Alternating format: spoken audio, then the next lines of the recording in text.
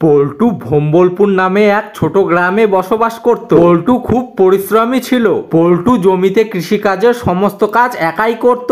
সারাদিন রোদ্রের মধ্যে সমস্ত ধান একাই কাটতো, আর সেই ধান বিক্রি করে যে টাকা আসতো তা দিয়ে পরিবার সংসার চালাতো।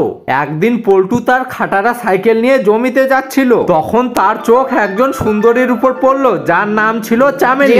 কি आइटम एक कड़िया दुपट्टा वाली तेरा नाम तो बता। बाप रे बाप। A few inches later. আমি তো জমিতে যাচ্ছিলাম, এখানে কিভাবে পৌঁছালাম? কেউ আছে? এখন কেমন আছেন আপনি? আরে তেরি, এ তো সেই মেয়েটা। এখন তো ঠিকই আছি, কিন্তু কি হয়েছিল আমার? আপনি গাছের সঙ্গে ধাক্কা লেগে অজ্ঞান হয়ে গিয়েছিলেন, তারপর আপনাকে হাসপাতালে ভর্তি করা হয়েছে।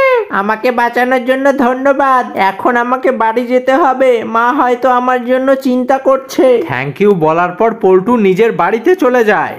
1 hour later. যা শালা, একটা তো বড় ধরনের ভুল হয়ে গেল। যে আমার প্রাণ বাঁচালো তার নামই তো শোনা হলো না।